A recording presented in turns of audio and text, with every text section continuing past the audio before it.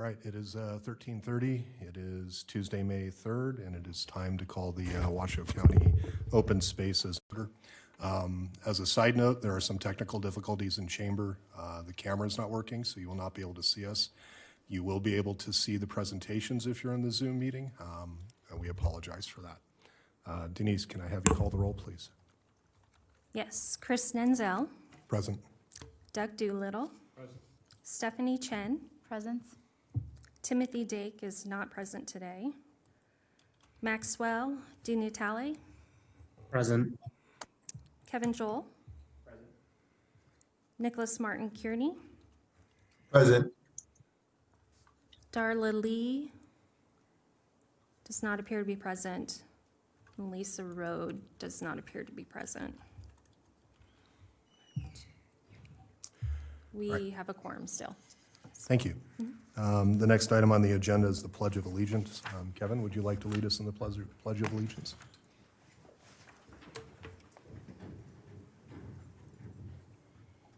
I pledge allegiance to the flag of the United States of America and to the republic for which it stands, one nation, under God, indivisible, with liberty and justice for all.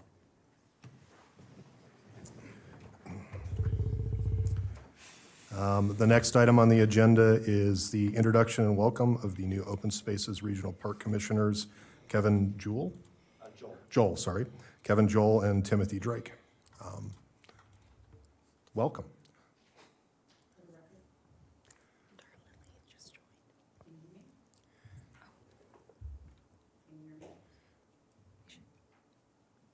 I don't know if I need to, oh, there we go. There you go. For the record, Colleen Wallace-Barnum, Park Operations Superintendent. We're excited to have two new park commissioners on our Open Space and Regional Park Commission. Welcome, Kevin Joel. Kevin's a familiar face in and around our parks. He's been associated with our trails and trail building for many years, so we're excited to have you in an official capacity, and thank you for volunteering your time.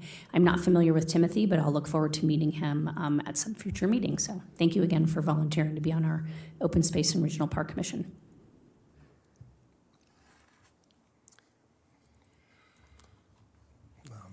Moving on to item 4, public comment. Is there any initial public comment, Denise?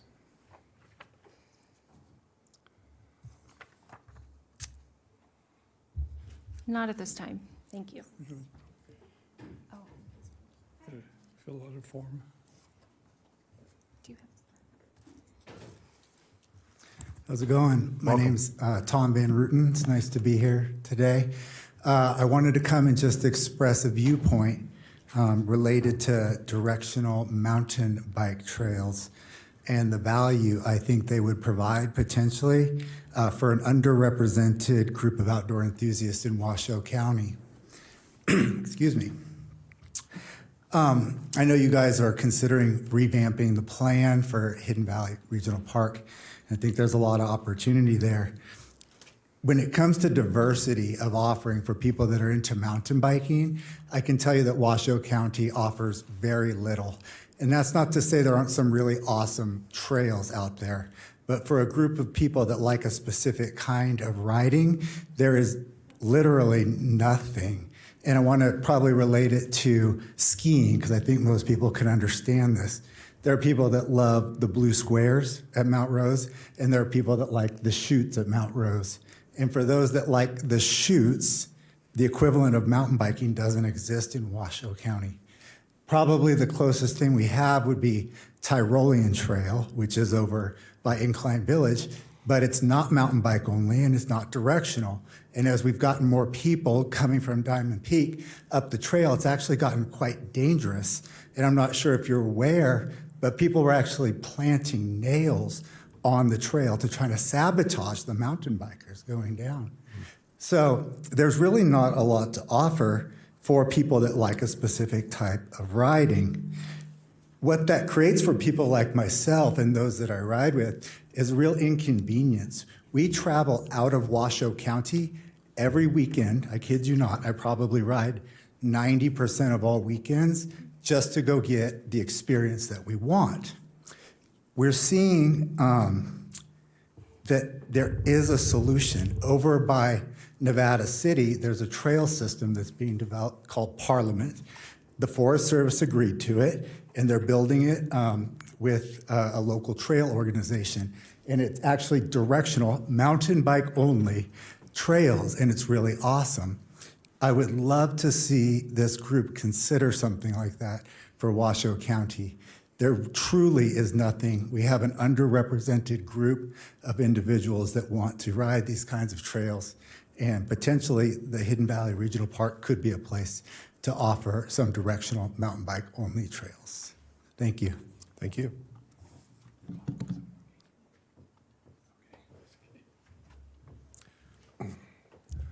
Is there any additional public comment? I just want to remind anyone who's joining us by Zoom to please use the raise hand icon if you have public comment.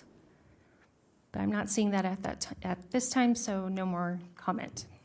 Okay, then we'll, For clarification, is this public comment on the parks, or is that, I saw the agenda, I think I don't want to speak out of turn, but I'm here to speak on the park as well, but I didn't know if that's. so this particular segment of public comment is general public comment. There will be opportunity to make public comment on several of the items on the agenda. Moving on to item 5, the approval of the agenda for Open Spaces and Regional Parks Commission of May 3rd, 2022. Is there public comment for this agenda item? No, there's not. Is there a motion from the commissioners? Move to approve? Commissioner Channel, second.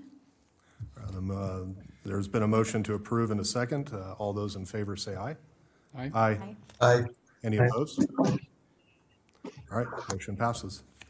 Item 6, the approval of the minutes for the Open Spaces and Regional Parks Commission meeting of April 5th, 2022. Is there any public comment on this item? No, there is not. Commissioners, do we have a motion? Move to approve?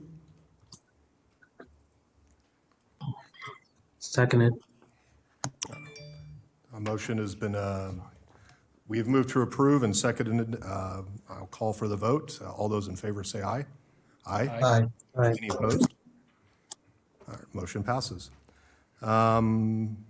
Item 7, resolution for Phil Brazer for his 20 years of service and contributions as the Washoe County Horticultural Assistant.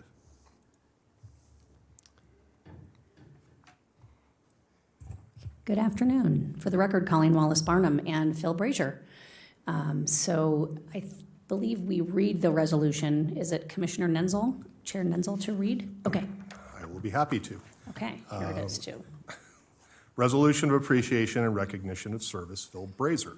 Whereas Phil Brazer served the citizens of Washoe County in the Community Services Department, Regional Parks and Open Spaces for 20-plus years, and whereas Phil attained gratification in his years as the horticultural assistant at the Wilbur D. May Arboretum and Botanical Garden, and whereas Phil took pride in being a certified arborist and assisted with the annual trainings and test proctoring through the Nevada Shade Tree Council, and whereas Phil enjoyed working with Job Corps students, Children's Cabinet employees, and Nevada Youth Empowerment Project volunteers, teaching them basic irrigation skills as well as mentoring them in their daily work, and whereas Phil advanced the knowledge of the Arboretum volunteer trainees by presenting various topics in a classroom setting, and whereas Phil was contributory in the creation of Washoe County's first greenhouse, and now, therefore, be it resolved that the Open Spaces and Regional Parks Commission expresses its appreciation to Phil Brazier for his commitment to Washoe County and its citizens and its residents, and wishes Phil all the best in his well-deserved retirement and future endeavors. Adopted May 3rd, adopted the third day of May 2022. Great, thank you so much. I can only say it's been a pleasure serving the citizens of Washoe County for the past 20-plus years and providing a place for the community as the Wilbur D. May Arboretum Horticulture Assistant like no other place in this county. I've had the pleasure of knowing Commissioner Doolittle for quite some time, and Commissioner Chen for just a short period of time. And of course, the first thing I did when I got here was go up and check the garden, so. And the rest of you, I haven't had the privilege of working too much with, but I just hope that you will all be behind and support the May Arboretum in the future. Thank you. Thanks, Phil. If I could. Please. And then the county also has just a certificate of award signed by all of the commissioners, the county commissioners, for your 20 years. So you get both of these documents. And I think we might have some comments as well. Great, thank you. Phil, I'd like to start off by saying it was absolutely an honor working with you over the years. You were always hard at it all the time and dedicated to making sure that park was the very best. So I appreciate as much as anybody else would, but it was an honor. Thank you. Thank you, Doug. Thank you very much, sir. Moving on to item 8, resolution for Dan O'Connor for his 18 years of service and contributions as the Washoe County Parks Maintenance Supervisor. A resolution of appreciation and recognition of service for Daniel O'Connor, whereas Daniel O'Connor served the citizens of Washoe County in the Community Services Department, Regional Parks and Open Spaces for 18-plus years, and whereas Dan maintained and supervised all of the maintenance activities in the north region of Washoe County Parks, including 24 parks, trailheads, and specialty facilities in the North Valleys and Spanish Springs, and whereas Dan took pride in turf management and irrigation, assisting in the construction of numerous new parks, as well as the renovation of existing parks, and whereas Dan trained and supervised many full-time, seasonal, and temporary staff over the years, many of whom still work for Washoe County, and whereas Dan excelled at working with automated irrigation systems and helped institute best practices with these automated systems in all the Washoe County parks, and whereas Dan was contributory in the creation of Washoe County's North Region parks, where we have seen significant population growth over the past 18 years. Now, therefore, let it be resolved that the Open Spaces and Regional Parks Commission expresses its appreciation to Daniel O'Connor for his dedication to Washoe County and its residents, and wishes Dan all the best in his well-deserved retirement and future endeavors. I just wanted to say thank you for the wonderful time I was here. I mean, I couldn't imagine a better place to work. It's been a pleasure, and I appreciate all your support. Thank you, sir. Dan, over the years, you've really hung in there during really tough times, and it was greatly appreciated always. The honor is mine. You did a great job out in the parks. You mentored so many people. You and Phil both did such a great job bringing the young staff up in the ranks and teaching them the ropes. And the parks are forever grateful for everything that you and you have done. And I wish you well in your retirement. It's a great place to be. Thanks, Doug. It was my pleasure.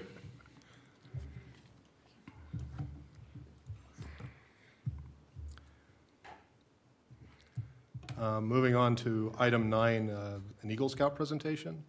No. Moving on to item 10, presentation, discussion, and possible recommendation to the Board of County Commission to approve a sublease agreement with the Silver Arrow Bowman, SAB, for the non-exclusive use of 110 acres known as the Regional Archery Facility for a term of 5 years with a one-time renewal option of 5 years. SAB will provide a minimum of $2,000 annually towards the maintenance and upkeep of the regional shooting facility. Thank you. For the record, Colleen Wallace-Barnum, Park Operations Superintendent. Okay, just along with the staff report, I've just provided a brief presentation, and then I will pass over a presentation for James Pecca, who's the president of the Silver Arrow Bowman, who's here today to give you a little bit more in-depth on Silver Arrow Bowman in particular. So just some background information that was also provided in the staff report. Silver, let's see.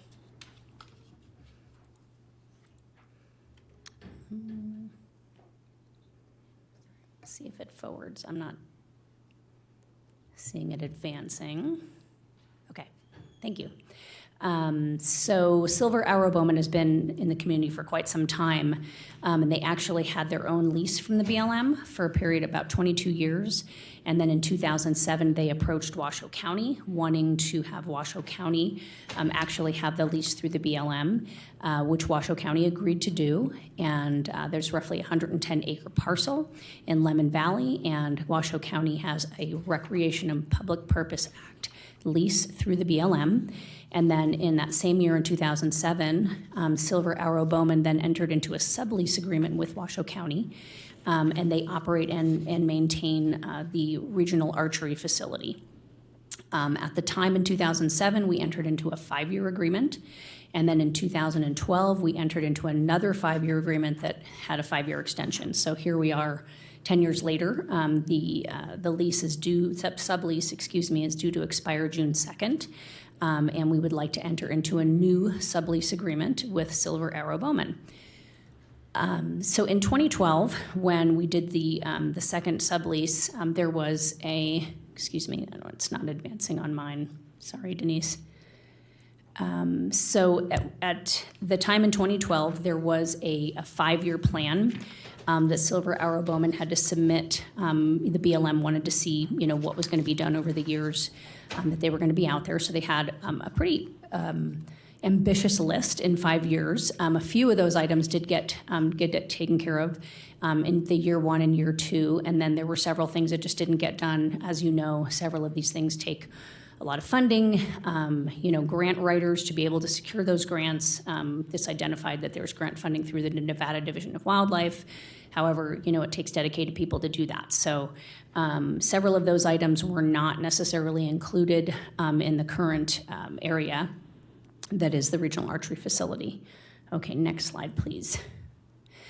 So Washoe County actually submitted a grant application to the Nevada Division of Wildlife in 2020 to support the development of a master plan. That grant was awarded, and we went through that process in 2020 and 2021, and this commission did approve or recommended the approval, and it was approved in July of 2021. So we now have a master plan for the regional archery facility, and it's a long-range plan. It's really 15 years out, and it's going to require a lot of financial support, grant writing, and collaborative partnerships with both Silver Arrow Bowman and then any future groups that might be utilizing that facility as well. And so we recently submitted an additional grant application through the same group, Nevada Division of Wildlife, since we have the master plan in place. The first phase, which is actually considered 1A, if you have time to read through that master plan document, it's lengthy, but it's actually a really good document. There's some infrastructure improvements that'll include ADA accessible parking, permanent vault restrooms, and some general course improvements. And we're hopeful that that will be awarded and that we can begin those phases of development. And in the staff report, I did identify that there was a financial impact. The financial impact is minimal. Silver Arrow Bowman, in 2020, when we put in the grant application, we met with them, and they earn revenue through some of their organized activities or shoots. They earn roughly $2,000 annually, and they had requested if they could keep those dollars, because they used to pay recreation fees to Washoe County, and we kept the money. And so they had requested if they could actually keep those funds and then put that money back into the facility. And we did agree to that, and there was an amendment to the agreement that was incorporated in 2020. So that's been the current agreement, and that will continue, and that's what's in the new sublease agreement. So we're hopeful that that will, that process will continue, and, they actually put in much more, especially in this last year, than $2,000, which is usually the case. These groups, are volunteer groups, and they're nonprofits, and they put a lot of their extra time and energy into maintaining these facilities. So the financial impact on Washoe County's end is really some staff time, and we have a portable restroom out there, and so we're hopeful if we do get the permanent restroom, there'll be some cost savings on that. Can you advance the slide? Okay, just wanted to show you there's a map. If anybody's not familiar with where the regional archery facility is in Lemon Valley, the dark, well, I think we have a pointer here. Hang on. The dark red line is 395 heading north. And then if you look at the smaller red dotted line, that's actually Lemon Valley Drive and then turns into Matterhorn Boulevard. And then the next slide, please. A little bit closer look, Matterhorn Boulevard is on your left-hand side of the screen on the dark red dotted line. And then that's actually currently what the regional archery facility looks like. So there are a few different courses on there. It talks about existing buildings. Those are really combination of Connex boxes, the portable restrooms, shade structure, and things like that. So that is just a brief overview of the regional archery facility and kind of getting ready for Silver Arrow Bowman to then present their portion of the presentation. I think next slide. Okay, thanks. Okay, James.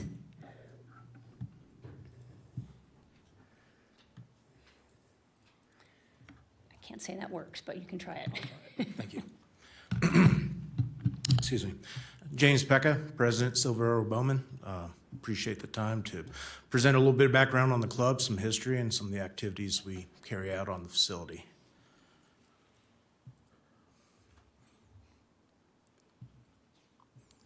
So our mission at Silver Arrow Bowman is the development and growth of archery as a sport in our community. We do this through our partnerships with local organizations, the county, and other archery clubs in the state. The big thing is just to bring opportunities and facilities to the community at large. A little bit of our history. We were founded in 1950. Originally, it was a bow hunting club. No range, no facilities. A lot of stuff was done ad hoc through BLM. In 1984, the club incorporated as a nonprofit, and that was the same time where we got the lease with BLM for the current facility. In 2007, of course, we did the sublease with the Washoe County Parks through the Federal Recreation and Public Purposes Act lease. 2020, we established ourselves as a 501c3. Just made things a little bit easier for funding.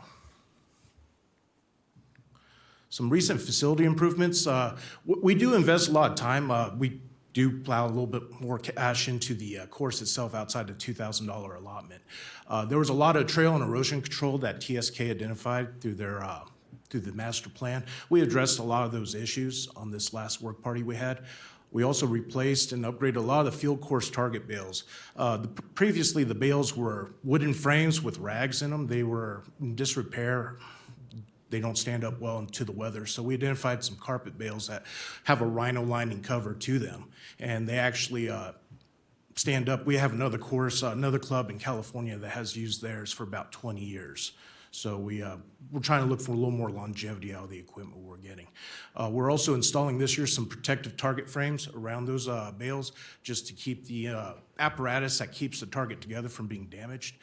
We also plan to finish the field walking course. I believe we have about another 10 bales that need to be replaced, and that's something that's on the schedule to be done this year. We've painted the trail and target markers on the walking course. We had some issues with safety, people getting lost on the course. Trails weren't identified, so we made sure the signs were easily identified. And we started the design and development of the 3D archery loop per the master plan. We have a preliminary course actually started. We used it for our Bonanza shoot this past May. And based off our next meeting, we'll see if we'll start making that permanent. So some of the tournaments and activities that we carry out on the course, we have our Bonanza, which we had on the third weekend in April. It's held as a 2-day event. It's open to the public. Participants can shoot Saturday or Sunday, which worked out given our last Bonanza was on Easter weekend. So those that weren't able to attend Sunday, they could attend Saturday. We had 112 attendees this year. Last year, I think we were at 150. Weather kind of played a little bit, being an outdoor event. The weather kind of decreases our attendance, but 112 was still a good number.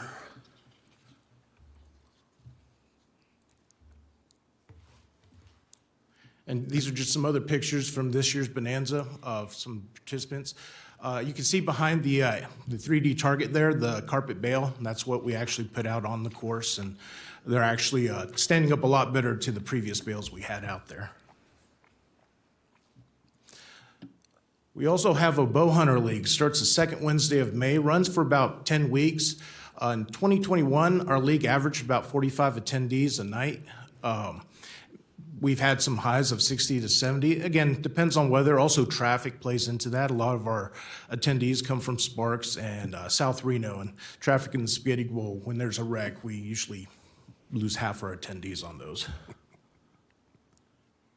And just some additional pictures of what it looks like when we do our league. We try to do our league on the 3D area where it's a little more undeveloped, just to change it up. A lot of people use our walking course during tournaments and normal public use.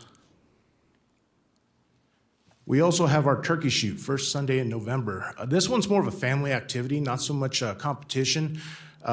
We give out turkeys to every other shooter based on their score, and we have prizes for all the children that attend. So we really encourage families to come out to this, especially people that aren't familiar with archery. It's a low-key, not as pressured event. So last year we had 50 attendees, and that's usually about the average for that. Some future events we are planning. We have Paul Farina Member Appreciation Shoot, second Saturday in June. Paul Farina is a longtime member. He recently passed away, so we're doing a little memorial shoot, and he's been a big advocate for our volunteers and our club members. So this was just done as a thank you for our club members. They do come out there and work very hard and spend a lot of their own personal time to try to keep the course in the manner it needs to be. The other item we have is the Silver Arrow Bowman Field Hunter Tournament. We have the field course out on the facility. We're one of 3 in the state, the other one being Elko and Las Vegas. Elko's course has recently fallen to a state of disrepair. They're no longer able to function as a field course. Las Vegas is, from what I recall, they're in jeopardy of losing their facility as well. So we'll be the only course in the region. The next closest course is in Nevada City, California. And then outside of that, we're going up to Redding. And then finally, we're playing for an unmarked tournament to be scheduled in 2023. Again, we're just looking for more weight. A lot of folks, unmarked tournaments are where you're not allowed to use rangefinders. The yardages aren't marked. It's a little more challenging. And there's been a vocal proponent of the shooters out there that want that kind of shoot. So, and that's all I prepared for the presentation. Thank you. Thank you. Commissioner comments? Please. Test. The lease from the BLM, would it be helpful if that was owned by Washoe County? Like, is that a hindrance dealing with the BLM being the landowner and the county being the leasee? I mean, our interactions have been directly with the county, so we haven't had any direct interactions with BLM really. So, you know, I don't think it would change for us if the Washoe County became the direct owner on the property. Okay. So just in how we interact with the county. I was just curious because I know like Sparks has a similar lease for Golden Eagle, and they put that request into the next version of the lands bill that's being drafted to transfer that to the city of Sparks. And I think the county did that with North Valley's park as well, I believe. So I wasn't sure if this facility was also on that part of that request or could be. Yeah, no, we haven't had any issue. Well, we haven't had any interaction with BLM or any need to. So really, everything's been done directly with the parks. Councilman? Or Thank you Councilwoman? very much. This is Commissioner Kitty Jung. I'm your Board of County Commissioners liaison to the board. And I think that's a great question. And it's certainly something I'll take to Commissioner Lucy. He's been working very closely with Mayor Lawson on that. And I'll talk to the park staff too, whether that's something we should throw in there. That's not a bad idea. So thank you for that. And I'll follow that through. Thank you. Any other commissioner questions? First, I'd like to thank you and your group. Over the years, you've done a tremendous job out there, and it's a great service to the public. So thanks for all the volunteer efforts out there, because I know you go well and above what you're actually mandated to do in the lease. So thanks for that. I do have a question regarding the liability insurance of $1 million. It says that it includes public and participant liability. To what extent? Is that just part of the $1 million, and it's, or is it a separate policy? From what I understand, the policy, it covers for our events, it also covers liability for the parks as an additional insured. So, you know, it covers for both those things when it comes to like when Silver Arrow is doing any type of event on the property, from what I recall. To what extent, and I'm sorry, I don't need to dig into it too deep, but to what extent does it cover the participants when you have events? If there's any accidents or, you know, unforeseen circumstances that occur that may incur an incident where we may be liable or the park may be liable. Okay, the $1 million is aggregate, that's total coverage for any event that you have out there then? Correct. And the policy requires us to maintain a waiver, which we do produce at all our shoots, so just so it's open disclosure to the participants. And within the waiver, the county's listed on that as being co-insured on that, right? Correct. Additionally insured. Okay, thank you. Any other commissioner questions, comments? Is there any public comment on this item? I don't see any raised hands, so I don't believe so. This item is available for possible action. Do any of the commissioners care to make a motion? Go ahead. So I just read this part here? Move to recommend approval of a sublease agreement with Silver Arrow Bowman Archery Club, a local nonprofit 501c3 organization for continued operation of the regional archery facility in Lemon Valley as authorized under NRS 244.284 to be taken to the Board of County Commissioners for possible approval. I will second. So I'll go ahead and call for the vote. Those in favor say aye. Aye. Aye. Aye. Any opposed? All right, motion passes. Thank you very much.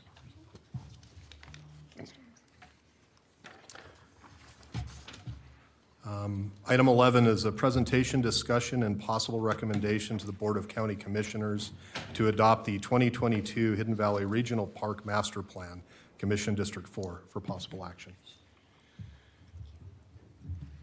Good afternoon, Sophia Kirschman, Park Planner with Washoe County Planning for the record. This item, as mentioned, was the adoption of the 2022 Hidden Valley Regional Park Master Plan. We, along with our consultants with Stantec, have been working on this master plan since July of 2021. It's been a lengthy process, but I believe it's been a really great process, and so we are thrilled to bring it for you today for review. Barb Stantner with Stantec is a senior associate and landscape architect, and she is going to be presenting the master plan update for you today.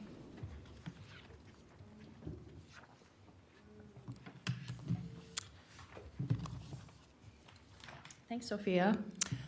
Good afternoon, Commissioners. As Sophia said, my name is Barb Santner, and I served as the project manager for this great project that we started last fall. I'm a landscape architect and planner with Stantec Consulting here in Reno. And next. I wanted to introduce you a bit to our team. We were really thrilled to work on this project, first of all, in such a beautiful part of Reno. It's a really great site. Our team was formed to handle various important aspects of the project that we might encounter. And so we had professionals in water resources engineering, and John Bizzoni is here with me today representing that aspect of the park. We had Dalton Lavoie, another landscape architect for overall site planning and master planning. Matthew Wolf served as our trails planner, and he is also a civil engineer. Daryl Zerfoss is our traffic engineer. We also had Julie Etra, who is served as our botanist, and it gave us some advice on sensitive plants and such. And then you can see the great group of staff that we worked with at Washoe County Parks, from Parks and Open Space, as well as engineering and capital projects. So it was a really good, comprehensive team that analyzed and then came up with a master plan for the park.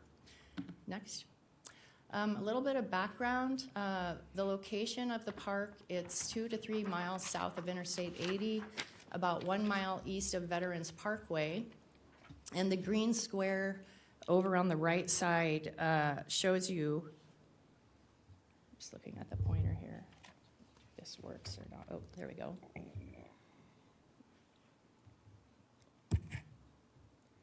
sure it's really pointing it, but anyway. Okay, the green rectangle on the right side shows you the parcel. It's 480 acres. And one of the reasons for the park master plan update was because the last master plan had not been updated for 18 years. So it was important to do a master plan update.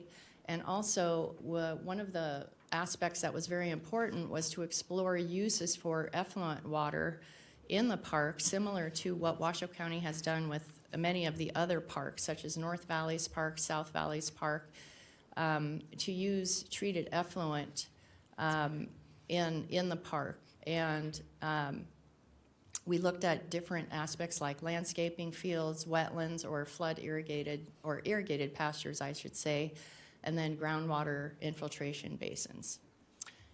Next. The schedule, as Sophia said, we began last fall, and we started off with some community workshops in the fall. We created some conceptual master plan alternatives in November, a public workshop in December, another public survey in December, January, a preliminary master plan in January, a second public workshop, which was held virtually in March, and then here we are at the Parks Commission, and we hope to go to the County Commission in June. Next. Wanted to explain some of the goals and the process in a little more detail. Next. So the goals, again, that were identified were the park has a lot of natural open space, and there was a great desire to preserve open space. We wanted to update some of the existing amenities. We wanted to look at development of some new amenities, and again, importantly, support the distribution of the treated effluent, respond to concerns and needs of the community, improve accessibility, and then improve public safety. Next. Again, looking at a little more of the detail in the process, we started off with a site inventory and analysis last fall, looking at existing conditions of the facilities, soils, vegetation, opportunities and constraints, and then kind of a joint effort with plan development and public involvement. This highlights some of the actual dates for our workshops in green. We had our first stakeholder workshop, which was held virtually last October, a trail-specific stakeholder meeting on October 22nd, an online survey October 21st to November 16th, concept plan developments, an in-person public meeting was held on December 16th at the Rosewood Lakes Nature Center, another online survey in December, and then the preliminary master plan. We had another public meeting that was held virtually March 2nd, and a poll that was conducted during that workshop on March 2nd, and then the master plan was submitted April 26th. Next. I wanted to talk about some of the community feedback. Next. Because really the community feedback, how we looked at the process was that community feedback, along with analyzing the existing facilities, but community feedback would really drive what would be incorporated in the master plan. So just some of the general highlights. The very first community survey was held last fall for 4 weeks. We had 2 components of it. There was a general survey, and we got 331 responses, which was excellent. Then we also had a trail focus survey where we had 165 responses. Next. Some of the outcome were, we asked the question of the existing amenities in the park, what would be the top 5 needing renovation? The dirt trails came up number 1. And then in the north side of the park, gravel roads and trails, parking lot in the north, the dog park in the north, a restroom on the north side, playground on the north, and then playground on the south were some of the top outcomes for renovating existing facilities. Next. Another question was what new amenities would be desired, and top was a bike park, a trail system signage, a pump track, wetlands with a nature trail, scenic overlooks along the trails, park wayfinding signage, and then just maintaining undeveloped open space, and then wildlife enhancement features, and a large pasture for off-leash dog use. Next.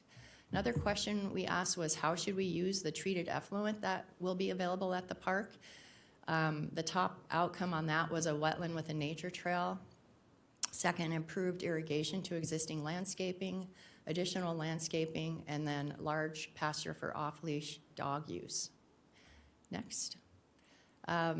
Another one would be how could the trails be improved to improve the experience? Number one was provide more advanced and difficult trails. Two, improve the maintenance of the existing trails. Another one, provide connections to adjacent trails and public lands, have more loop trails, improve the signage, etc. Next. So following the outcome of that survey, we developed 3 master plan concepts, which we presented at the in-person public meeting on December 16th. And from left to right, they're concepts A, B, and C. And I would say that they kind of represent increasing levels of intensity on the park. We went through those at the public meeting, and then next, we had a survey after that meeting to ask more questions specifically about those 3 concept plans. And that was an online survey held December 16th through January 26th. So it was held for 6 weeks, and we had 173 responses, which was good. Next. So the questions that were asked on that survey was the primary one. Overall, do you agree with the location and extent and size of the park features shown? And option concept A came out with the top number of responses on that, which is the concept on the left, and that represented probably the least amount of development, but you can see between the agree and the neutral that one weighed more heavily than concepts B or C. Next. What would be the best location for a bike park, and that came out concept A, and I'll show you the locations of these in a few minutes. Next. What would be the best location for wetlands? Again, concept A came out on top. Next. So all the amenity preferences pointed to concept A after that outcome. And this is concept A as it was in the concept plan design.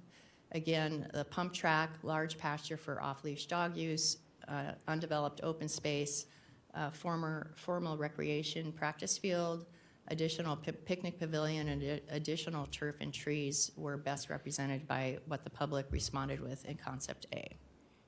Next. So based on that, we developed a preliminary master plan, and we presented that at a virtual meeting on March 2nd. This is what that looked like, and again, this is based on concept A. This was further developed. Next. Following that plan, we had a poll at the end of the meeting, and a virtual poll, and asked several questions about this preliminary plan, including aspects about a tree buffer was not wanted, adding pickleball was highly ranked, supporting bocce ball was not wanted. We asked the question, do you support the plan as presented overall? And we had 31% strongly support, 31% moderately support, and so on. Number 5, what were your highest priorities for new and improved amenities? Again, trail improvements, as echoed by the previous survey, came out number 1. A bike park pump track, probably number 4. Dog amenities was ranking high, and then the wetlands and the recharge basins with the nature trail ranked high, as well as playgrounds. And 84 of the people that were attending that meeting were Hidden Valley residents also. Next.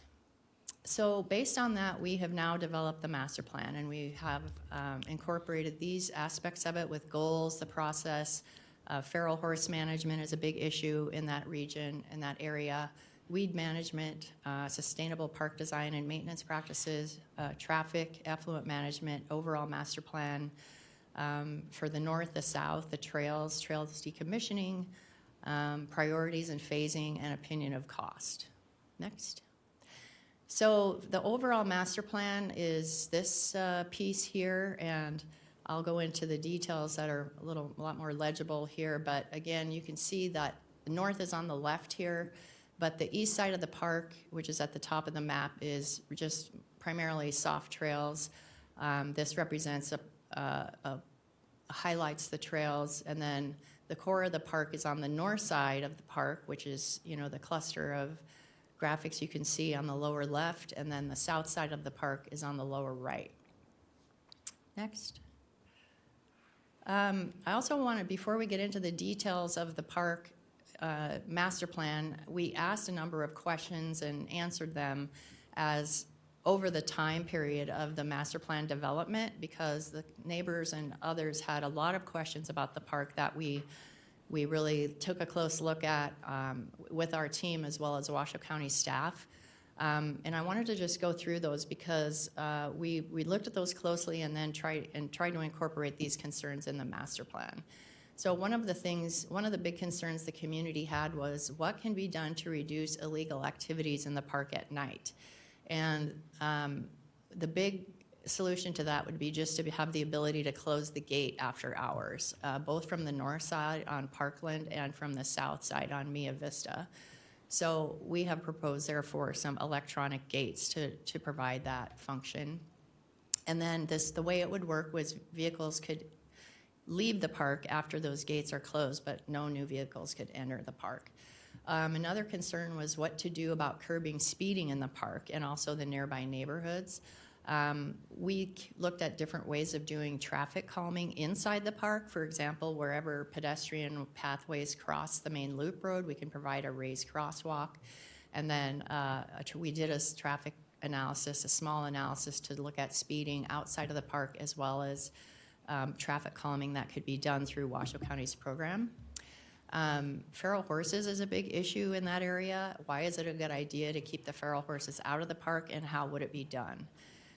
The reasons for that are that safety. Feral horses are a danger to park users. They also cause damage to the park, so there are maintenance concerns. So the solution to this that we propose is to put cattle guards at the entrances to the vehicular areas of the park. And possibly the pedestrian entrances, but particularly the vehicular entrances. And this would be at Parkland and at Mia Vista. And we are looking at a design of a double cattle guard to prevent horses from coming in. And also the fencing. There is existing fencing, and based on what we've found about the fencing, it looks like if the existing fencing were just repaired, and the entrances are protected, that horses should be kept out of the park. We're looking at just keeping the same wire fencing that's there, which is about a 4 foot to 5 foot tall wire fence. Next. Some other facts. We proposed a paved path and a trail inside the park, and there was concern that people might drive on them. But the reason we propose those is to just provide an ADA accessible trail within the park to allow a greater variety of users with disabilities to use the park than is what currently is available now. And gates and bollards could be installed to deter motorized vehicles from using that trail. Another question that came up was on why the playgrounds would need to be replaced. And given the age of the playgrounds that are there now, we know that they'll have to be replaced in the next 10 to 20 years, which is about the same time frame as the new master plan. So it's just building in that facility replacement over time. And also, we looked at the need to put an age-appropriate playground in on the north side for really small kids. There is not a playground currently for the 2 to 5 age group. And also, we looked at relocating the playground on the north away from the homes that occur on the west side of the park, because it's actually really close to that, and we could put it in a more central location. Next. Next, we answered some facts about the wetlands and the basins, and John Bazzoni is going to talk about some of those facilities. Thank you, Barb. John Bazzoni with Stan Tech for the record. As Barb said, we tried to capture some of the questions and comments that we were hearing as we went through the public process, and we've listed some of the main points that we heard up here today. So the first was how is the reclaimed water that's going to be used out at the park, is it safe for humans, animals, and whatnot? And the answer is a resounding yes. We're currently doing this throughout the community. We're using reclaimed water at many of our parks locally. So we have a long history of doing this, so it's nothing new, and we've been doing it quite successfully for a long time. We have permits for the usage. It's regulated by the state, and we do a lot of testing, so we know it's safe. And like I said, we have a long history of doing it. And another question that came up is the reclaimed water going to smell bad? And I'm going to say no, but that's my own personal experience, and I've been around it quite a bit. But as we all drive through the community, through South Double Diamond area, you really don't smell anything.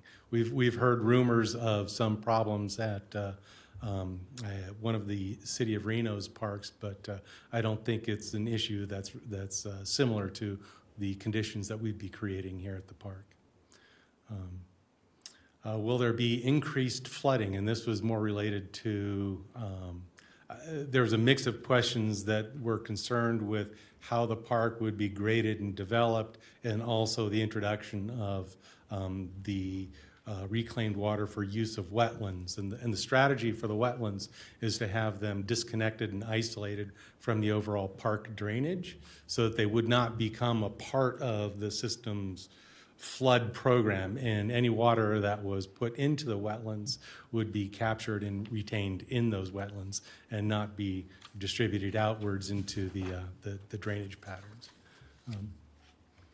We did, it's okay, I can keep talking, you don't have to go back. There were some other concerns expressed about the current flood management practice out at the park, and that wasn't really something that we were tasked to look into, but we do suggest that the county do a drainage study before doing too much work on the design to make sure that the existing drainage ditches and infrastructure are sized appropriately for the park. Let's see, continuing on. So how deep will the wetlands be? These questions were kind of just more geared towards understanding what they might look like, but typically they'd be in the 3 to 4 feet deep, and we don't really have these designed yet, so we're not sure exactly, but that's close enough for purposes of getting a concept across. And the wetlands are going to be operated in a manner that will control vectors, mosquitoes basically.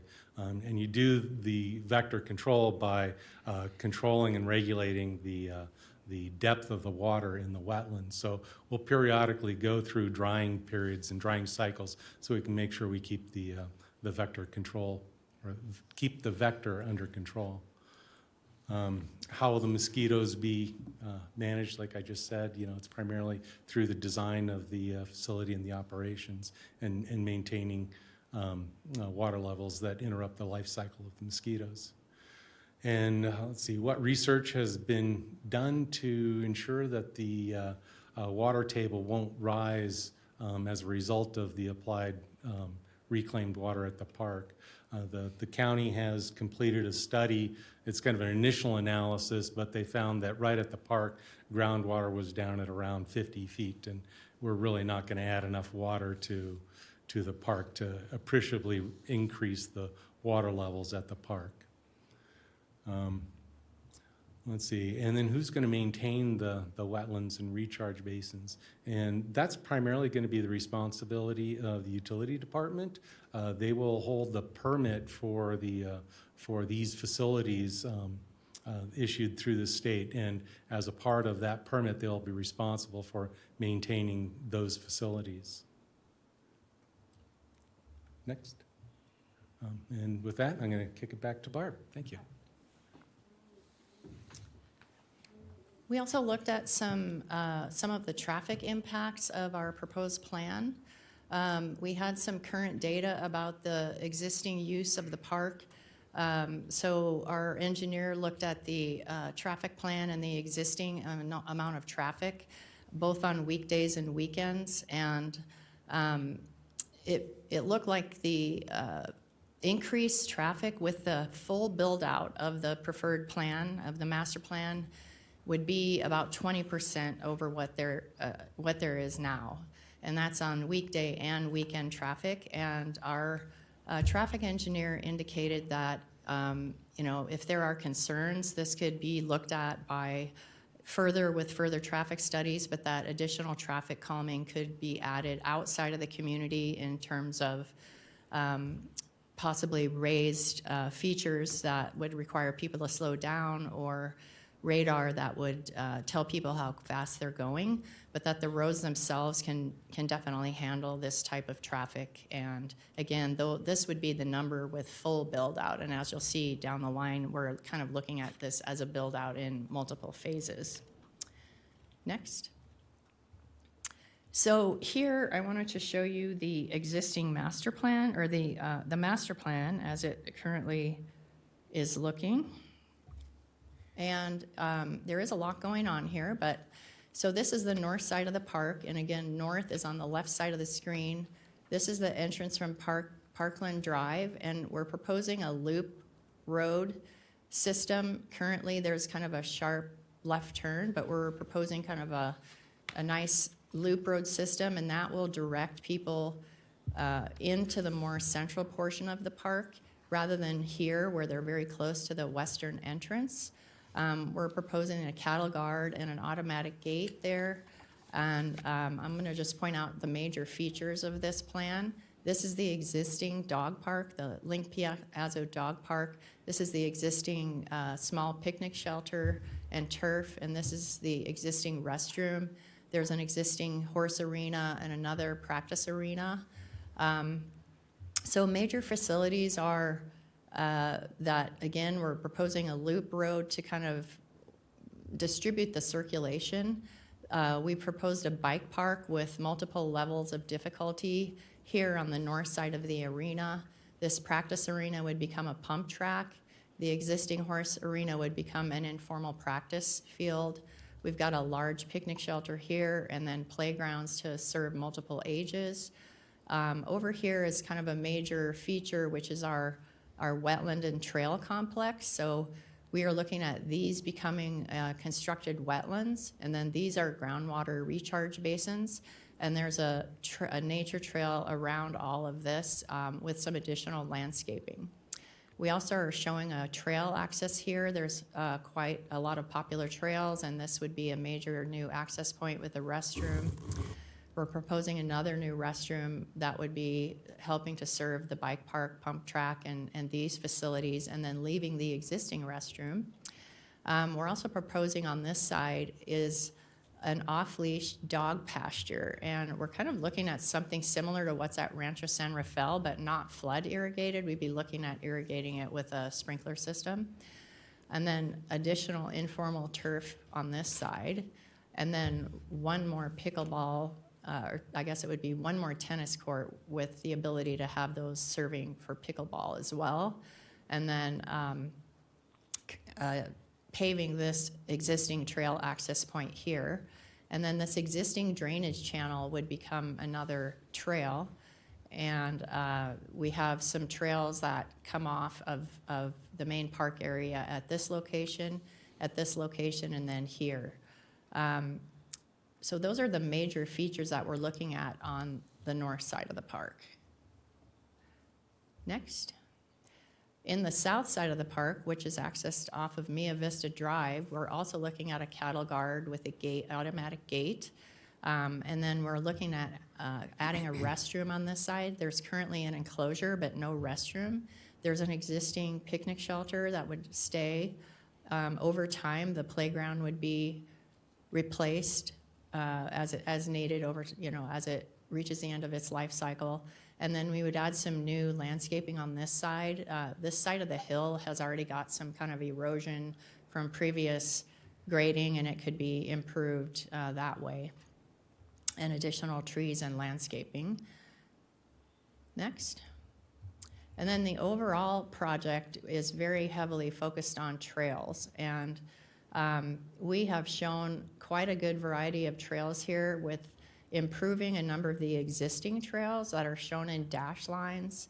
and then showing some new trails in solid lines. And we've got green for easy, blue for more difficult or intermediate, black with one diamond for very difficult, and then double black diamond would be extremely difficult. And so we've worked pretty closely with Washoe County staff and had some input during our trail stakeholder groups, which I might add includes Kevin, and for some input on how we can decommission some trails and create a better trail network. And I would add that a couple of the things that came out about the trail specifically were that the site needs to have more trails that are kind of predictable, in that you can get on an easy trail and the whole thing is easy, and then you can know where you're going to get on a more difficult trail. So this plan kind of provides some more of those loops, and would also, so that people can understand better where they're going and what kind of trail they're going to get on. Another aspect of the trails that came up, especially on the upper trails, is that right now they really need some repair. They have very steep cross slopes and are pretty uncomfortable to travel on. They're very heavily used by hikers, but they're also popular with mountain bikers. So our approach, which was to listen to the public and try to improve the trails for hiking and mountain biking, but definitely for hiking, and then also for some equestrian use. What we heard during the stakeholder outreach was that this park is really not popular anymore for arena use. It looks like they're kind of going to Bartley Ranch Park for that now that it's available. And actually, if you back up 2 slides, I could show you this in a little more detail. Okay, so what we heard is that this park, when it's used by equestrians, is more for endurance riders, and that sometimes they use the trails on the very east end of the park, and they could appreciate a place to park their trailers and just have a place to do some staging. So we did provide a location for trailer parking here in the upper reaches of the parking lot. And now that I'm on this slide, another thing I'm just going to add as far as improvements would be paving the parking lots. We got a lot of feedback from Washoe County Park staff that because they're currently all natural surface and they don't really have drainage design incorporated in them, when there's a big rain event, there's a lot of erosion, and then that presents a maintenance problem. And there are, you can see evidence of that on this area here. There's a lot of pretty deep rills where, the gravels have kind of washed away. So by paving them, that would alleviate that problem. And we have looked at using either asphalt or possibly what's called a natural pavement, which is like a stabilized DG to do for paving. Let's see. Back on this trails plan, I also wanted to point out that we've incorporated the design for a couple scenic overlooks that would have a shade facility at these 2 locations. It's really, the views here are spectacular to the east, or the west, excuse me, and to downtown. And so that would be another really appreciated facility. Next. We've also developed a trails decommissioning plan to show which ones we think we should take out of service, and then focus on maintaining a better trail network. Next. Some of the graphics we prepared to show some new facilities include constructed wetlands, and so these are some reference images on the left here to kind of show the type of wetland that we're looking at. And then this bottom feature, this photo is a shot looking kind of southwest to the mountains, and this is the before picture, and this is an after simulation of what we think the constructed wetlands would look like. So they'd be, they'd have some grasses and appropriate plants for the area, some scattered trees, and there would have some standing water, and then they would be combined with a nature trail. Next. Another simulation that we prepared was for the groundwater recharge basins. And those are looking southeast over, this is a photo looking southeast from one of the upper reaches of the park. And we're looking at this view where they would have water in them about 50% of the time, and then it would gradually infiltrate into the natural ground. So this is what it would look like with water in them, and again, some native vegetation, willows and willow trees and poplar trees, along with some of the nice pinyon juniper trees that are out there in a trail. Next. And then this is what it would look like without standing water in them. And again, according to our studies, it looks like about 50% of the time they would have water, and then gradually they'd infiltrate. So our approach was to try to design these ponds with naturalistic shapes so they look very natural. And I mean, I almost kind of think of them as what you could think about in the Great Basin as kind of a natural playa look when they don't have water in them. They would have to have a fence around them to meet NDEP requirements. So we have looked at putting in like a square wire mesh fence that would kind of be compatible with the existing landscape. Next. And then this is a visual of the proposed bike park, and this is looking northwest, kind of from the top of the park. And you can see what we're proposing is to leave a lot of the native sagebrush and have these natural trails at multiple levels of difficulty. Here's the before photograph, and then here's what the simulation looks like of the proposed facility. So as for priorities and phasing, the priorities and phasing are, what we did is we split them into packages, and this is based on priorities identified by the public in our meetings, surveys, and other communication, and also on available funding. So currently we're showing 4 packages of priorities and phasing. Package A would be in the north part of the park, and this would be related to the effluent reuse and the renovation and decommissioning of existing trails. So this would include again, existing dirt trail renovation, renovating the loop road, new wetlands, the new wetland groundwater infiltration basins, the new rustic fencing, because that's required with the basins. It would retrofit the existing irrigation system from potable water to reclaimed water. And then we would look at doing a sensitive plant survey, as we did find there were a couple sensitive plants in the higher reaches of the park, particularly in areas where the soil is colored or geothermally altered. Package B would use expenditures from Package A, and there would be grant applications made using the Package A expenditures as a match. And what we've identified for that package would be trail signage, the off-leash dog pasture, the accessible path walking loop, new trails, new interpretive signs, decommissioned trails, informal turf area, renovated horse fencing, and the vehicular gates, the manual gates, self-closing pedestrian gates. We would need a couple of those into the neighborhoods.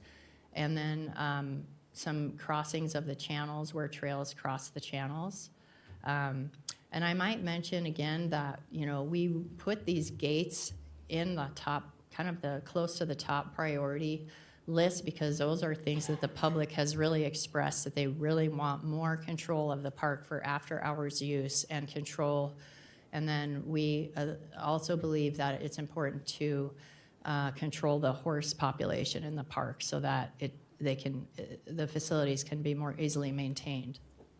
For Package C, again in the north, the expenditures from Packages A and B would be used to build Package C, and that would include the renovated or paved parking areas, renovated dog park, new playgrounds, the new restrooms, new pickleball, bike park, pump track, vegetated channel on the top east end, scenic overlooks, some wildlife enhancement features, and by that I just mean we're just really looking at possibly some bird boxes to put in for nesting, shade shelters, horse trailer parking, recreational turf, fitness nodes, picnic pavilion parking, and weed management from the existing groundwater basins and channels. And then package B is the south part of the park. Again, using matches from A, B, and C for applications to fund those improvements, which would be the renovated playground, new restroom, and new informal turf. So without showing you the very detailed cost opinion, which is in the master plan, these are the big kind of the lumped up items for the north and the south. So package A estimate of cost is about 12.7 million, 5.8 million for the package B in the north, package C 7.2, and package D about 1 million. And with that, I would open it up to questions. Thank you very much for a very detailed and well, a very detailed presentation. You're welcome. Commissioners, what questions do you have?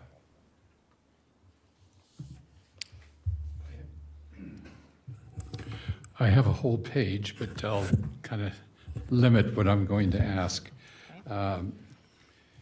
And I guess the first question, given the dollar amount of the improvements and the packages that you laid out there, realistically, and I know it's a master plan for future needs, but realistically, how does this play out in terms of Plan A, Plan B may occur this decade, Plan C and D, if the funding's available, may occur? I mean, that's a lot of money. And a lot of money that county hasn't spent in years for parks projects. So I assume that a lot of, and I'm sorry, I'm doing the narrative, I'm sorry. Okay. A lot of it's going to have to be grant funded. Right. So what do you project in terms of how some things can get on the ground and get on the ground quick? Sophia Kirschman, Park Planner with Washoe County Planning. You're absolutely correct. That's a very high ticker price for the complete build out of the park. As you know, park master plans are built out over 10 to 20 years. This is a long-term plan.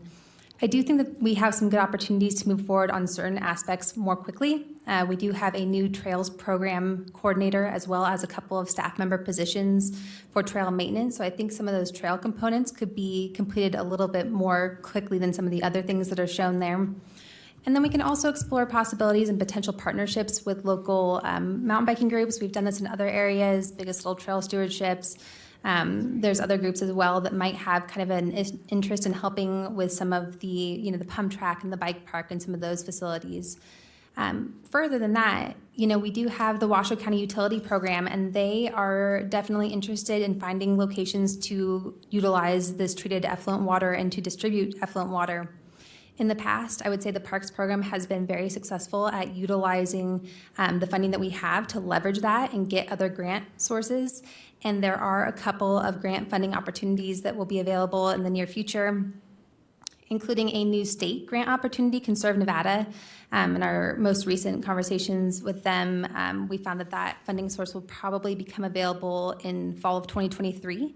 And the draft regulations show a 10% match for those funds. So that's not a super high amount of match. And I do think that there is a potential opportunity here to collaborate with the utility program to kind of put together some of our staff resources for some in-kind match and then get some of these projects on the ground.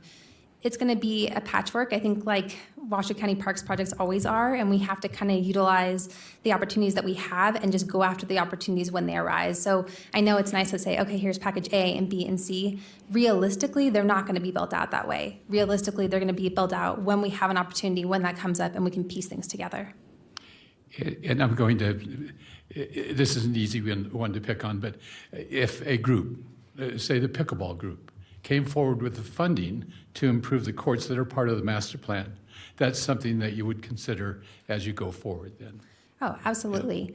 Yeah. And we do have those kinds of partnerships with other groups. Right. We're working on some other park build outs. And the more I think that the private community can kind of come to the table, the more we can leverage that and get some funding sources on the ground.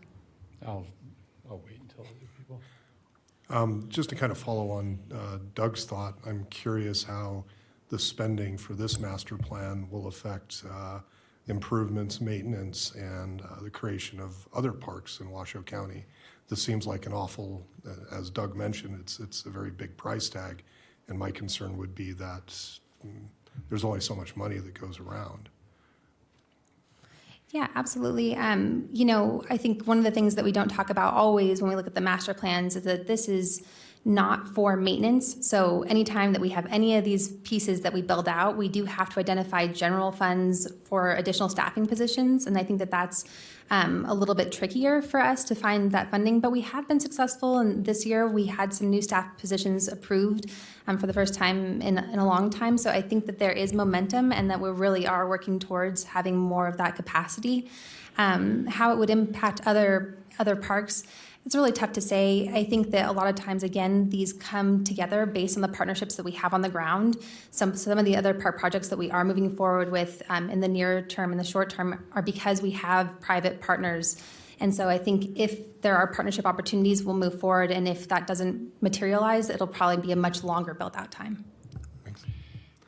What other questions, commissioners? Well, one last thing, and then I'll yield.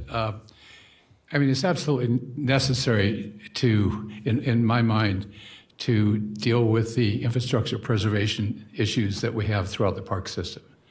So I want to make certain that there's a realistic expectation by the user groups that this funding stream that we're working at deals with infrastructure preservation as well as new projects, and the new projects do not occur unless the funding's in place to maintain them. So this is a long-term deal. It's great to have a master plan. We have to have the master plans. It's a great body of work that you've completed, but it's not going to be instant coffee. It's going to percolate a while. So that's I'll yield. Thank you, Doug. Oh, thank you. Well, I'd like to start for commending you, Sophia, for the work that you put into this plan. I believe I attended every meeting about the master plan update, and I know how much work it was that you put into that. And I think that overall, it's a very good product. And Barb, that goes to you as well for your firm's efforts. I do have a couple questions or clarifications kind of based on some of the public comment that was received, and I'll start with there was some comments about the easement at the end of Mia Vista. And I saw that it shows up in one of the maps as, like, I think it was listed as like a paved vehicular access road.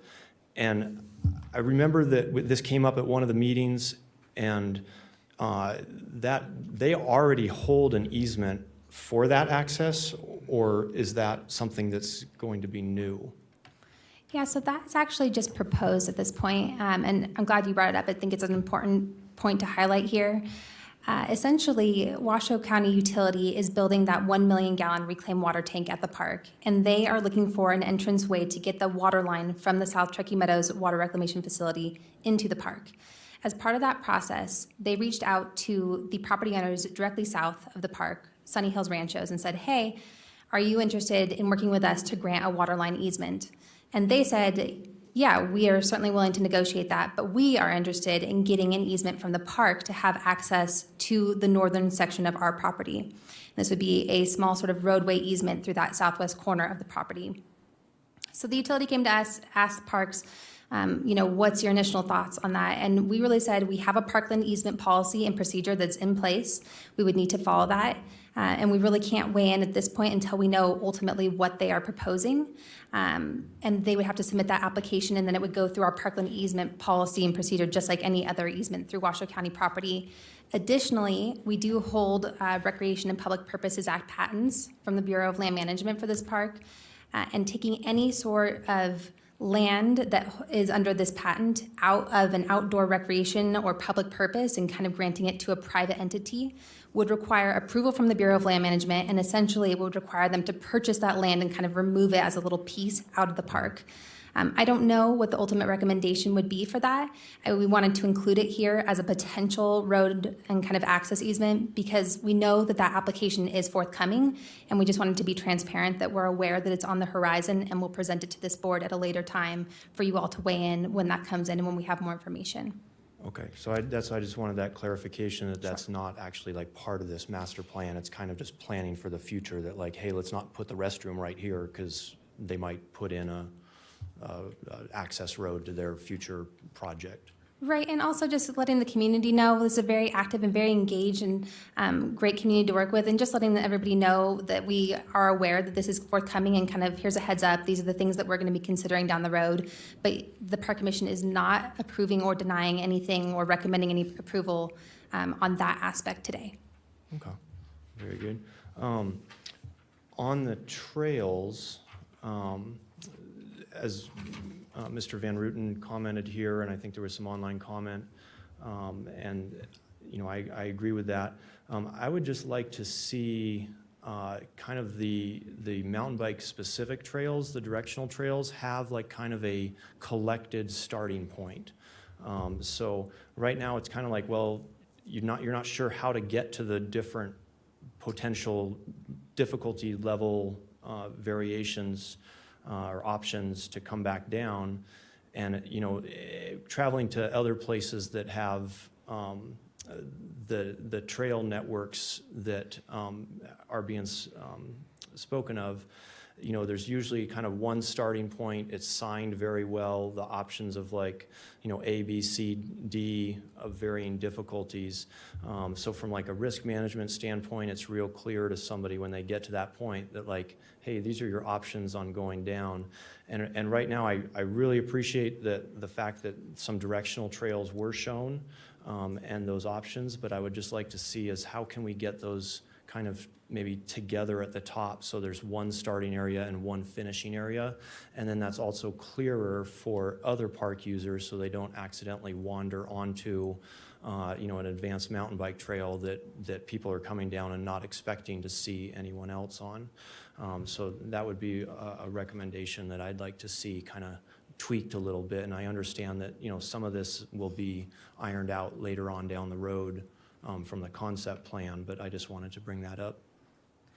Yeah, I think that that's a great comment, and I think what we asked them to do, at least for this planning effort, is really just kind of identify where are the areas that we should have more advanced mountain biking trails or mountain biking trails at all? Where are the areas where we should have intermediate trails? Where are the areas we should generally decommission? Areas we should generally reroute? So it's still conceptual, and I think there's a lot of work to be done when we get more kind of down into the nitty gritty in that design phase. And I really think that that's kind of the place where your comments are going to be really warranted and kind of focusing on where exactly are the starting points, how exactly does that tie together, and I agree, making sure that there's appropriate signage so that you don't end up with somebody like me out on a double diamond trail wondering how we got there. Any other commissioner comments? I have one other question.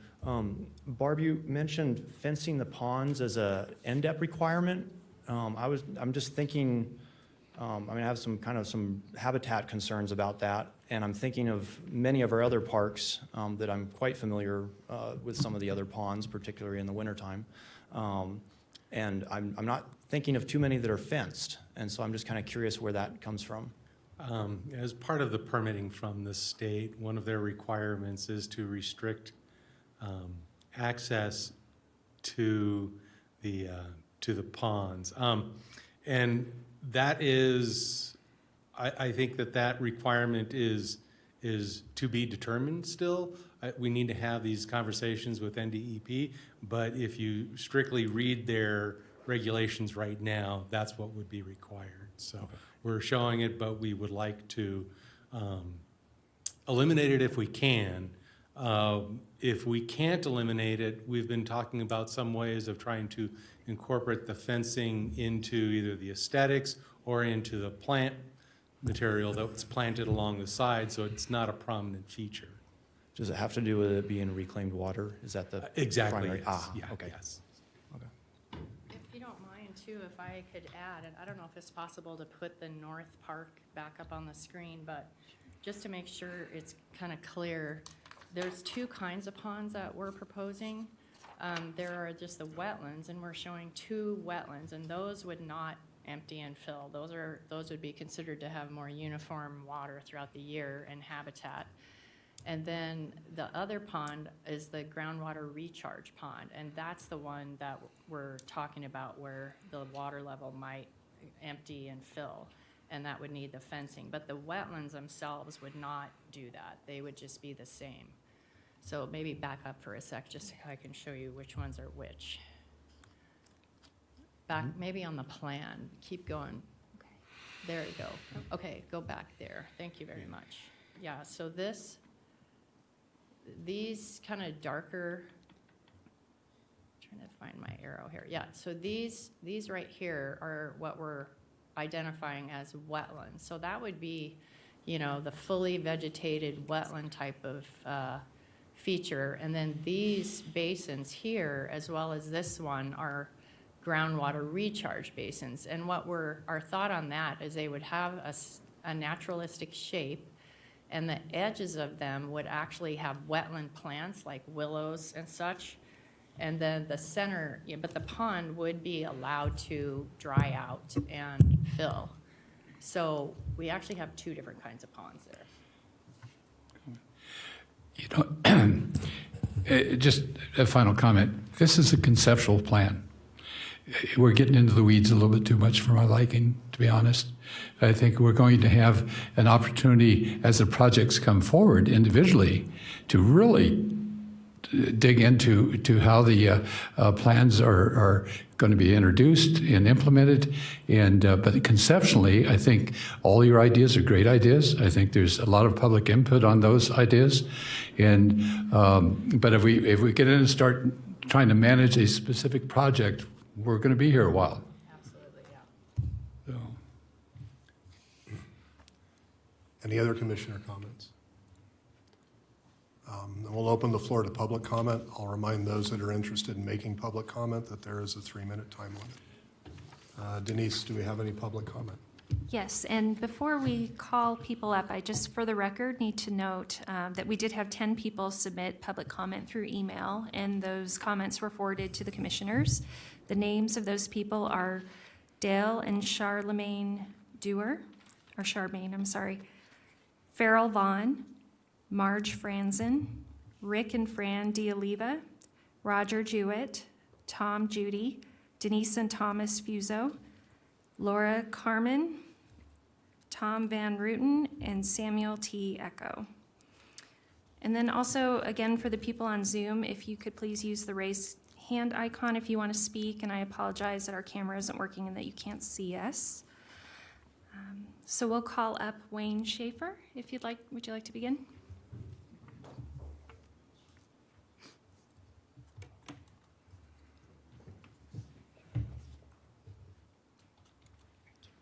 Good afternoon, commissioners. Thank you for this opportunity. I didn't realize we're on a timer, so I'm going to try to speak as fast as Ms. Kirschman. But I did want to say, not familiar with the master plan of Washoe County, the area plan, the regional park plan, and the proposals. I've attended the meetings. I've been impressed with the receptiveness of Ms. Kirschman, and also have a new appreciation of what this body does as far as time and effort. And I also saw when I was reviewing this yesterday, it's without compensation, so thank you. You're great volunteers.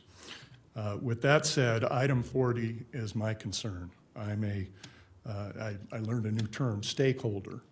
Stakeholder of Hidden Valley, who has hiked for almost 20 years, actually did distance running in the Virginia range, and then as aging process took over, walk in the area of Hidden Valley. It's a beautiful park.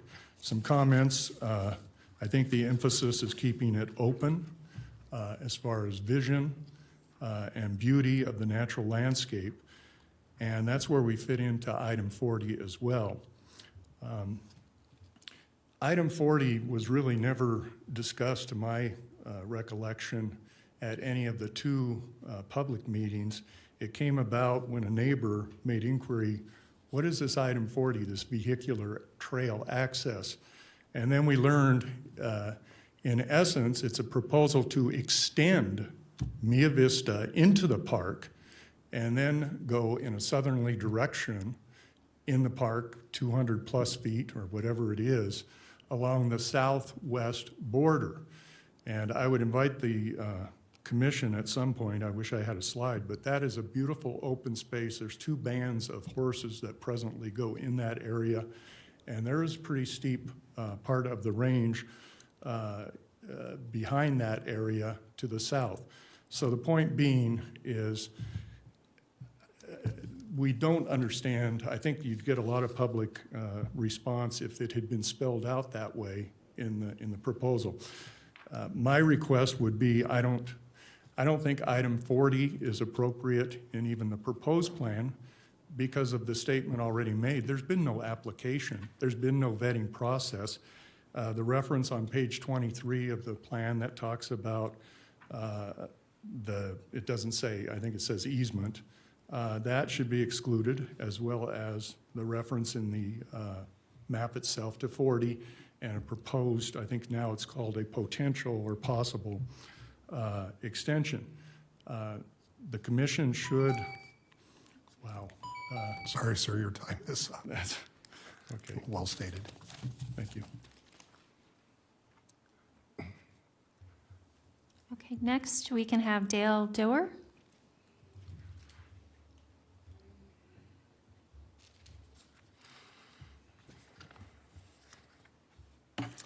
Hi, Dale Dorr. It's 6172 Mia Vista Drive. We're directly adjacent to the south end of the park. And I share the same concerns that Wayne just mentioned. Item 40 was not discussed in the public meetings. And the vehicular access is very concerning to us all along Mia Vista, because right now Mia Vista Drive is a dead end. It's about a 1,300-foot dead end, and it terminates at the park, the very south end of the park. The park itself is another 300 feet, and then there's a roundabout. And so that's our access for emergency. Tacking on another roadway out of 40 through the park and on up the hill, and we've heard anywhere between 4 and 20 lots from the county. And that could just be the beginning for Sunny Hills. So that's the problem. We also have another road. We have 2 other roads that are connected to Mia Vista Drive. One is Pony, and the other is Loma Vista. So it creates a big U. If you get out to the end of Loma Vista, it's about 2,500 feet long. The current length per code for Washoe County is 1,500 lineal feet with a maximum daily ADT of 300, which is about 30 lots, and currently we have about 27 lots between Mia Vista and Loma Vista. So that's a big problem. And I did mention in here in the letter that really should be contacting Truckee Meadows Fire to find out about if they should gate the access on the south end, whether or not the fire department would be able to get in. I'm assuming they would, and that this access gate would be similar to what Rancho San Rafael has on the east side. But it needs to really be worked out because we are directly adjacent to thousands of acres of wildfire or wildlands subject to wildfire, and every year we're concerned about that. So having good emergency access to our homes is very critical.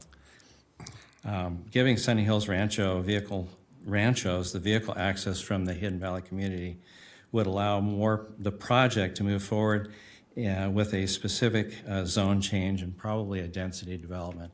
Their land right now is about 800 acres of 40-acre parcels, and so what they're going to turn around and do is do a zone change, a density development, and then put most of their units either along the south border of the park, because that's really where the most developable area is.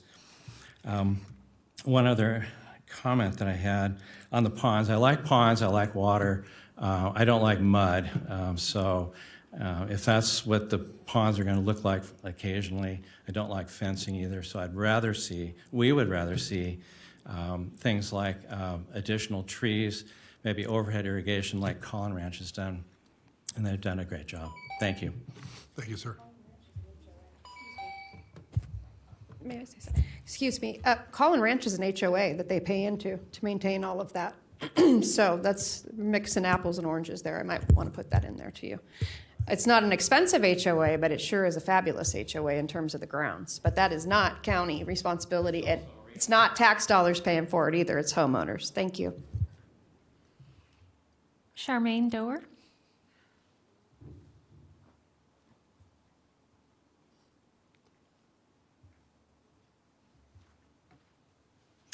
Good afternoon. I appreciate this opportunity. I also live on Via Vista at the very end, at the very top, the entrance to the south part of the Hidden Valley Regional Park.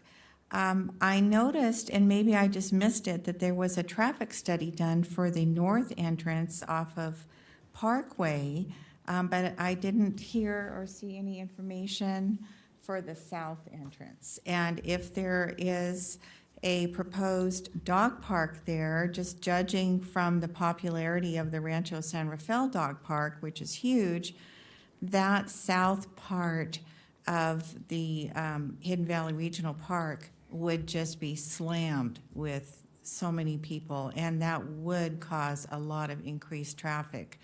I'd love to hear more information on that. I'm also curious on the hills, the trails that were shown proposed for the southeast side of the park improvements off of the Mia Vista area. They go way, way up, and I'm not, who owns that land?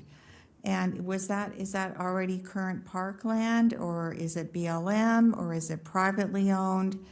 And if it is privately owned, is there some sort of a swap going on or a land gift in exchange for something else?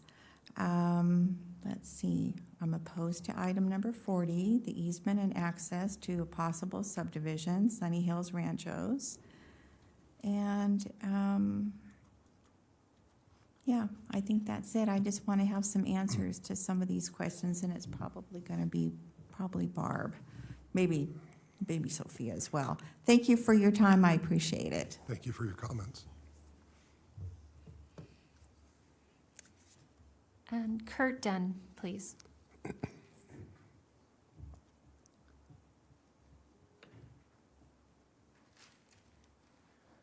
Good afternoon. My name is Kurt Dunn. I'm a resident in the Hidden Valley area in the north end. My background, I'm actually a retired park ranger and manager, San Francisco Bay Area for 37 years, and I've gone through many of these master plans and management plans. Our biggest concern for me and my direct neighbors is obviously the traffic on Pembroke and Parkway, since there seems to be a majority of the features that are being upgraded or new features seem to be going to the north end, and it doesn't seem to be a solution to deal with that one at this point. I'm hoping that traffic studies will deal with that one. Since we had a lot of bike stuff going on, I cautioned about overly developing features and stuff for one user group, like the bikes, to create, because they may end up creating future conflicts with multiple users, you know, the hikers, the biker horses, that kind of stuff. My biggest concern personally is the practice field, the turf area. I don't know if that is a good feature to consider for the park. I know that there's a big push regionally for practice fields for kids, like for soccer and that kind of stuff. But the roads going in and out of the neighborhood don't seem to support the user group that would potentially go for something like that. I mean, if you look at parks like Mira Loma, where there's constant gridlock around soccer time, the parents coming and going to attend the games. We like the automatic gates, securing the facilities for nocturnal activity, let's say. It's long overdue. Overall, I do like a lot of the new features and stuff, especially the incorporating the effluent water features into the park. I think that it changed everything good, so I comment or give kudos to the staff and their consultants for working on that one. Thank you.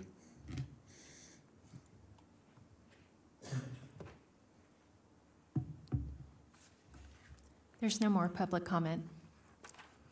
Thank you, Denise. Commissioners, this agenda item is up for a possible motion. I will make the motion. I'd move to recommend that the Board of County Commissioners adopt the 2022 Hidden Valley Regional Park Master Plan. Is there a second? Commissioner Channel, second. All right, I will call for the vote. Those in favor say aye. Aye. Aye. Any opposed? Motion passes.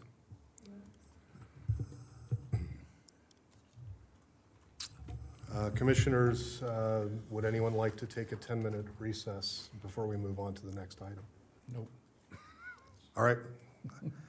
Where are we? Item 12, quarterly update of the off-leash dog pilot program, which allows off-leash dogs during certain hours in areas of North Valley's Lazy Five, South Valley Parks by Celia Walker, Park Ranger 2, and I'll stop there. Hi there, I'm Celia Walker, Park Ranger, and I'll just give you a little refresher since there's some new faces. But in November, we started just a pilot program for 1 year to utilize some of the soccer fields during non-team use. And we chose 3 parks to do that on and certain soccer fields. So this is the second review that we've had this month, and sports have started up again. So, are the clickers not working? Okay. So right now we have changed the hours. They were in the off-season, 8 a.m. to sunset, our regular park hours, November through February. Now, since March 1st, we've started our team use hours, which are 8 a.m. to 1 p.m. Monday through Friday. Because soccer teams have the fields after 3 p.m. during the week and then all day on the weekends. So the first one is North Valley's Regional Park. It's the 80 by 80 soccer field right against the trail system. And it has been steady. We haven't seen much of an increase or decrease since the last update. So 20 people per day and their dogs. And we haven't seen any users on the weekends, which is great because soccer has those on the weekends. Dog waste left on the field. We've picked up 6 piles of dog waste. Garbage cans at each entrance have been really heavy, full of dog waste bags. And we've had 0 calls to animal services for any emergencies. We've replaced 10 boxes of dog waste bags. They're 200 bags each, so people are really using them. We've had no damage reports, comments and suggestions from the public. I had to put this photo in, I'm sorry. But we had one complaint from dog waste found on the field by the sports team. Went out there and saw that the field had just been aerated. It's kind of a Where's Waldo of dog waste or something. So I don't really count that one too much. Lazy Five, it's the soccer field in the lower part of the park, and it's surrounded by the open space for the moment, and it's far away from the playground and the pavilion. They have about 22 users per day and their dogs. They've picked up 3 dog waste piles, so not a lot, and 0 calls to animal services. They've replaced 7 boxes of bags, no damage reports. We got one suggestion that a fence or barrier could be constructed between the field and the playground, but that wasn't based on an occurrence, just a concern. And then South Valley's, it is the lower soccer field between the library and the playground. The users has dropped off because it's only during the week now. So it was about 52 per day. Now it's about 37. Picked up 19 piles of dog waste. And then they've had 0 calls to animal control and refilled 11 boxes of dog waste boxes. A lot of people are bringing their own bags, which is great. No damage reports. We have been getting some emails. They have been mixed. So a big thank you, for our foresight in creating access for dogs and owners in South Reno. We actually have 2 regular volunteers now at South Valleys Park, and they are on poop patrol every day. They're filling out their sheet and what they're picking up, how many people they're seeing and such. They are regulars every morning, and they say everyone gets along wonderfully. And then it was a terrible idea to lift the long-standing ban on dogs on the turf. So it's kind of a mixed bag on emails, but it's mostly positive. One of the parks that we were going to include, because it has a fully fenced soccer field, was White's Creek. So we decided against it based on reviews from the community and their concerns. So here's just an update on White's Creek. We've got quite a few emails that have been complaining that there's constantly dogs off leash on the field, even when kids are playing soccer on part of the field and there's dogs running on the other half. We've continued to call animal control to do a 10-day patrol of the park and issue warnings and such, since people are continuing to use it, but it's not allowed. So in summary, total average users from March to now is about 79 people plus their dogs. The South Valleys is still the busiest off-leash field. We've replaced a total of 28 boxes of dog waste bags. Staff have picked up 20 dog piles, but we've had no damage or calls to animal services. Personal reactions with the public have been 100% positive. Everyone's very thankful still. It's great to give them an option if they're on ball fields with their dogs off leash, to give them a place to go instead of just saying no. Social media and email comments have been about 70% positive, 30% negative, and we have had no complaints from the sport leagues thus far about dog waste left on the fields. And we'll do our next quarterly update in August. Is there any questions or anything? What questions do you have, commissioners? I just wanted to say, I think it's a fantastic program. And it's the job of every land manager to try to manage as many uses as possible on the lands. And I was happy to see that get affected. I think it was last year, right? Yeah, November. Yeah, so that's a very cool thing that you guys are accommodating. Thanks. So far, it's working out. So just a couple of questions. Are you feeling that maybe that the momentum on White's Creek is going to get it re-added to the next phase of this at this point with the positive comments or the requests you're getting via email? At this point, I believe we've had a few too many negative emails and concerns on that. I would like to see the residents who are using the field right now respect the rules. Because if you're not respecting the rules now, I can't imagine you will once the program is in place. So I would say to those residents, please respect them now. We will, hear you out in November when this comes back up. Yeah, that's fair. And I would guess that much of the use out there is from the local residents because it's a pretty isolated park. Yeah. And I mean, it's awful hard to imagine that it would be a large contingent of people from the outside coming in to walk their dog. So there's better alternatives like South Valleys.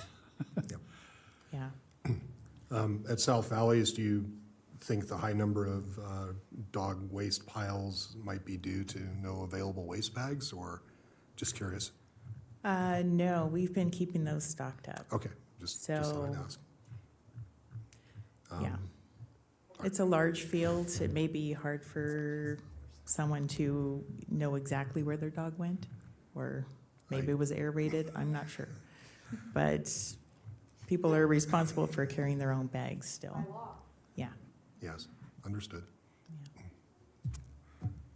Anyone else? I do have a question. This might actually be for Dave. A couple years ago, there was an effort to change the county code to give our park rangers citation authority so that they could issue tickets for stuff like, dog violations. Where is that now? For the record, Dave Solero, Assistant County Manager. That is actually coming to the Board of County Commissioners for the first reading, I believe, next week. Oh, fantastic. So, timely question. Anyone else? Thank you. Yeah, it's a great program. I'm happy to see that it's mostly working. It is mostly working, so we're pretty happy with it. Great. Yeah. Thank you. All right, thank you. There's no public comment on that item. Thank you. That takes us to item 13, the Parks Reports.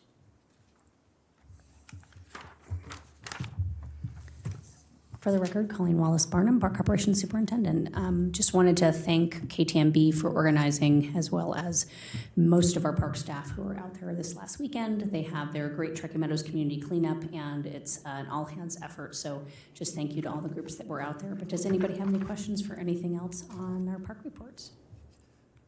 Okay, thank you. I believe that takes us to item 14, the Director's Report. Good afternoon again. For the record, Dave Solero, Assistant County Manager. Just a couple of highlights, things that went to the Board of County Commissioners in April.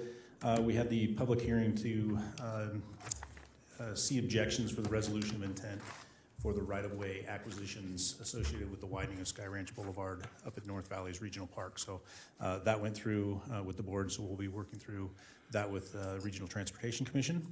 And then we also accepted donations on April 19th. So again, our community comes out in a big way to support our parks for those things that, we sometimes can't afford, from the taxpayer base. We have foundations and others that come forward quite often, and so I'd really like to thank and take the opportunity. I know the Board of County Commissioners does that as well. Just a couple of other quick items. As was mentioned earlier, Chapter 95 revisions should be going to the board. I was trying to verify that, but I'm pretty 100% certain it'll be the next meeting of the board next week. And so they'll hear the first reading of that. That needs to go twice to the board because it's an adoption of resolution, an ordinance. And so they'll hold the first reading, and then we'll advertise again and hold a second reading, and then it'll go into effect 10 days after that. So if the board approves that. On the budget front, I wanted to give you an update. The board will hear the manager's recommended budget, I believe, on March 15th. Sorry, May 15th. Wrong month. May 15th. And in the recommended budget from the county manager, there are some things specific to parks. So I wanted to highlight those for everybody here because it goes along with the discussion around the master plan. And, we've been through a process whereby we haven't created a lot of new because we haven't had the staff to be able to maintain what we have. And so we want to make sure we can maintain what we have before we go create a bunch of new. So we did a series of reclassifications associated with parks. So we've recommended going away from Ranger 1 and 2 to just having a park ranger. And so all of our staff will now be park rangers on the ranger side. So that was recommended for approval. We also will be increasing from a 0.9 to a 1.0 ranger position. So that gives us a little bit more room for a ranger there. Also out at the shooting range, we're going to go from a 0.75 range safety officer to a 1.0. So that'll be a full-time range safety officer, whereby right now it's a 0.75. The really good news is we are getting 2.75 new FTE for park maintenance. So that's a big move in our communities to be able to have additional maintenance staff to take care of the parks that our community loves. That's really what it comes down to. Our community really does love our parks. Additionally, on the non-positions, so we're going to get vehicles to go with those new employees. So that's in the budget. Also, an increase in our operating supply costs. So with inflation going up, our dollar doesn't go quite as far. So the county has recognized that, and we will be adding to the budgets for our operating supplies. So at least we don't go backwards in those things that we need: fertilizer, all of the operating supplies. And then we also increased our seasonal and temporary worker category because again, with cost of trying to get employees, we need to do some things a little bit more creative. Seasonal employees actually utilizing more temporary recreation type specialist employees gives us a little bit better edge when we're working through on some of these seasonal uses. So all in all, good news for Washoe County Park System associated with the manager's recommended budget. So with that, I'll leave it up to any questions that you may have. Any questions, commissioners? Oh, thanks for putting that through, all of you. I know you all work on that, so thanks for making those improvements.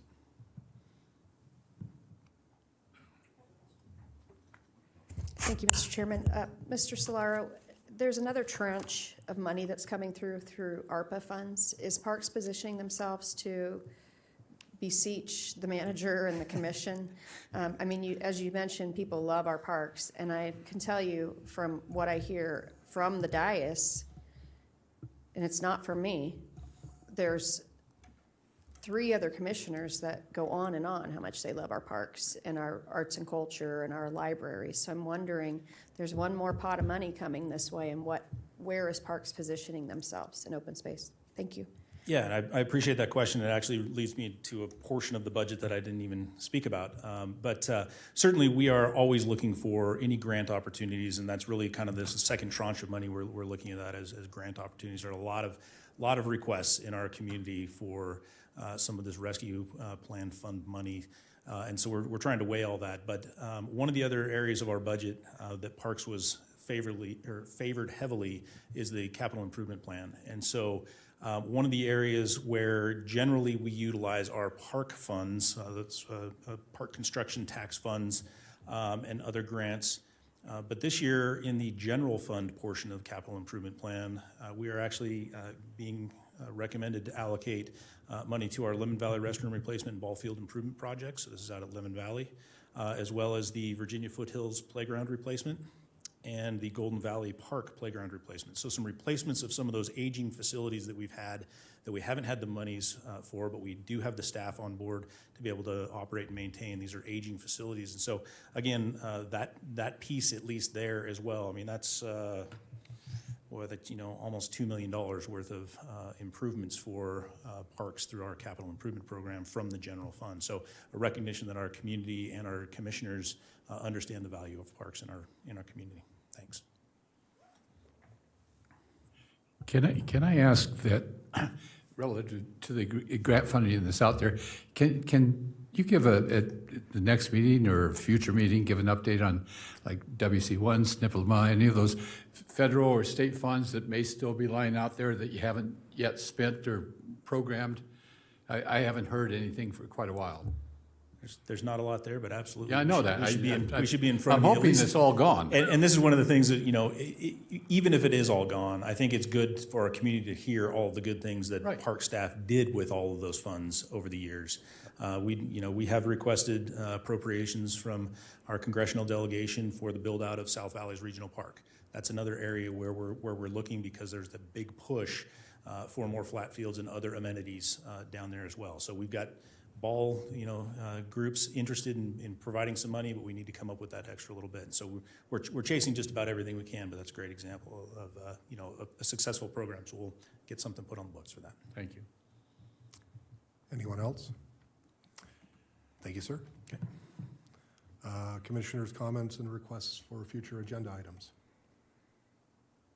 I made mine.